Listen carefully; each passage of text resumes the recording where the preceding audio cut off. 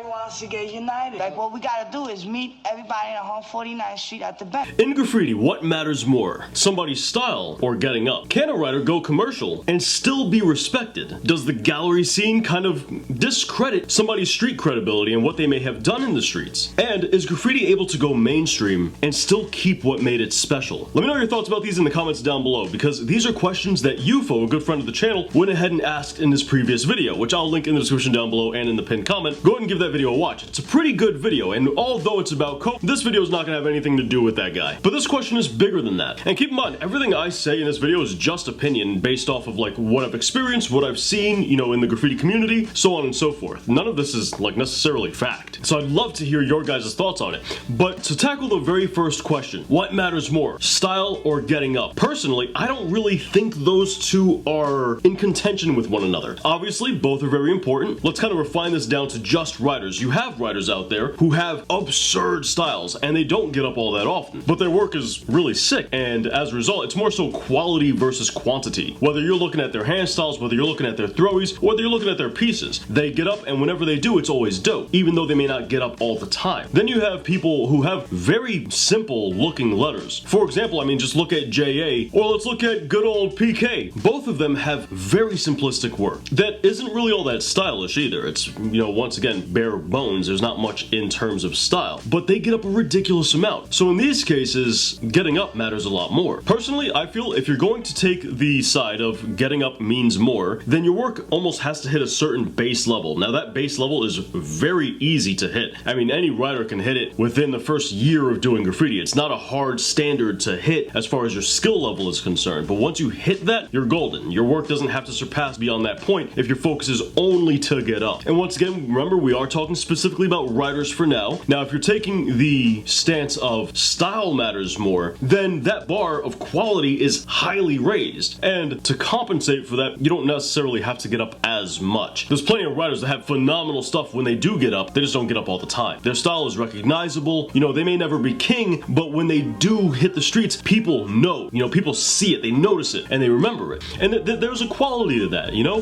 Their name isn't necessarily baked into your mind due to repetition, but rather it's baked into your mind due to the impact it leaves. Either way, the end result is the same for both writers, where their name is burned into your mind. Maybe for two different reasons. Once again, one has repetition, the other one has quality, but the effect is still the same, and at the end of the day, that's the point of getting up. So I don't really mind which people take. Now, if you want to expand this topic to people that also do legal walls only, or they only do stuff in their books, whatever the case is, well then, I mean, style definitely matters more because they don't get up, you know? So, you know, they have to come correct with style because that's the only aspect, as they aren't hitting the streets. Next, can a writer go commercial and still be respected? I'm gonna say yes. There's a place for the hardcore writers to exist and thrive, and we need them in this community. But there's also a place for those who go commercial. Now, you do have some people who go commercial and then they, you know, just say screw off the entire graffiti community. That I'm not crazy fond of, because it's more so like they didn't bother to actually partake in this community at all. They didn't bother to give to this community at all whatsoever. And some people would say that, you know, that they don't owe the community anything, and I would kind of disagree, because if you went commercial with graffiti, then graffiti gave you everything and you gave nothing back. Not really a fair trade there. And I'm not saying that they had to go crazy. I'm not saying that they had to, you know, risk their life or anything of that sort. You got lots of people out there that, especially after social media, they see people get successful on YouTube, they see people get successful on Instagram, they see the success, they see the potential for money, and that's the only part of graffiti that they want. They only want the money. And I don't like that at all, I'll be real. You know, if you get your money, more power to you. That's not really what annoys me. It's more so seeing them pimp graffiti out for their own success while never have partaken in this community at all. Never given anything to this community at all. Like, you got writers out there, let's take Scene for example. Scene's a perfect example. The dude has given so much to this community. He's been involved in this community for so long, and he's done commercial work, he's done gallery work, yet he still gets a lot of respect. He gets that respect and he retains that respect specifically because people recognize, hey, he's helped the community in some way, or he's been in this community, he's done his work before the success. It's good to see him get that success. That's when you get people that are more understanding of the success and they don't mind it, and they still give them that respect. And to be clear, not everybody needs to be like legendary status like Scene to retain respect. They just simply have to either partook in the community or left their mark on the community. community. Hell, I mean, I'll even use myself for this example, right? You guys know I've been arrested twice for graffiti. I did it since 1999. I haven't done it in quite some time. And now I write books and I make money with books about graffiti. People usually don't give me flack about the books because number one, I was a part of the community, but number two, my books give back to the community. For those of you guys that do want to go ahead and get up, this seems like a perfect segue. I mean, I swear to you guys, I didn't bring this up because I wanted a segue, but it does make for a damn good segue, so we're gonna do it. Look, if you've been doing graffiti, or even if you just got into graffiti and you've been thinking, man, learning is hard, I'm stuck, I don't know where to go, I don't know how to learn, I don't know how to get better, I don't know how to find my style, I don't know how to flow. If you got questions about graffiti, I guarantee you my book has exactly what you've been looking for. And right now is the best time to pick it up because it's my birthday week right now. June 2nd is my birthday. So we have a special coupon code that's gonna give you 20% off. The biggest discount on the book we've ever done. And that code is gonna be B-Day, as all one word. So far, this book has helped thousands of people. People that have just started graffiti day one, and people have been in graffiti for 10, 20, 30, 40 years. And the reason this book is so helpful to so many people is because we go into ridiculous amount of depth about each one of graffiti's fundamentals, which no other book on the market does. We also have hundreds of pictures throughout the book that hold your hand through the learning process, making it really easy to pick up and learn for anybody who's brand new, but also in depth enough for anybody with decades of experience. Check out digital versions of the book in the description down below where you can use the coupon code B-Day as all one word for 20% off. And check out physical versions of the book over at Amazon. Once again, in the description down below. Now, here's the real meat and potatoes of this conversation. Kind of the one that really made me want to make this video in the first place was the question of, can graffiti enter the mainstream and still keep what's special about it?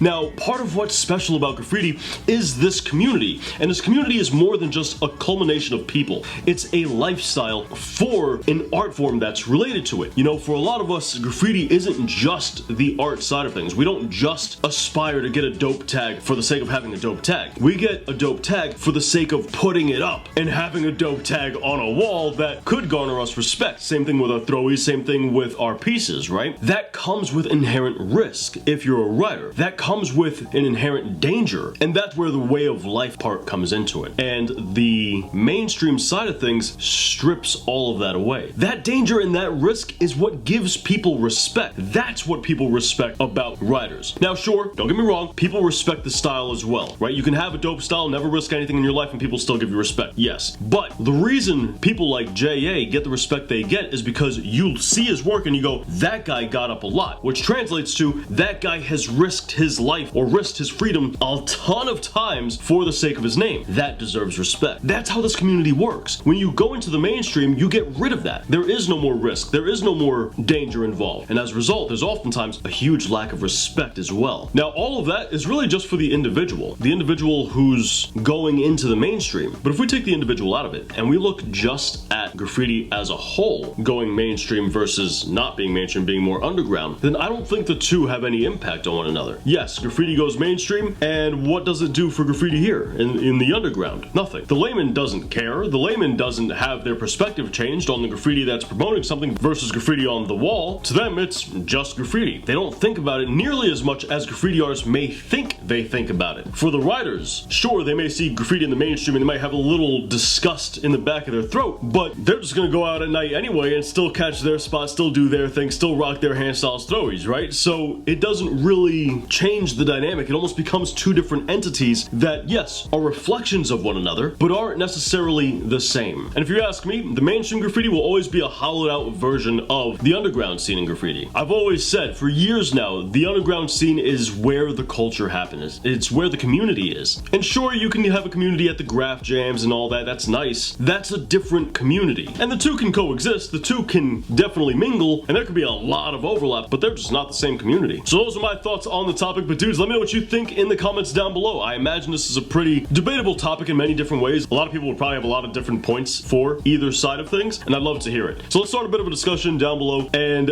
what else? Dudes, oh my god, I wanted to let you guys know, man, I am officially halfway through illustrating our throwy book. And guess what? We are at 440 pictures in this book so far. Now, in all admission, once the pictures are actually in the book, it's gonna look like half the amount of pictures, just because it's usually like one picture, two picture, paragraph, one picture, two picture, paragraph. So it's really just gonna look like, once again, half the amount of work I did. But my god, man, this book has a ton of photographs, and so far I think we're at 193 pages because I've been adding little paragraphs here and there throughout working on the illustrations. I really want to thank you guys for your patience and your support on the book so far. It's meant the world to me, and I am very excited for this book to come out. Anyway, continuing on with the outro. Dudes, don't forget our discount code for our Ultimate Graffiti Guidebook that you can use over at theartistblock.inc. Got a link to all that in the description down below. But with that said, dudes, check out the best how to do graffiti tutorials anywhere online right up here with more graffiti content right down here, and I'll catch you guys back here next week. Thanks for watching.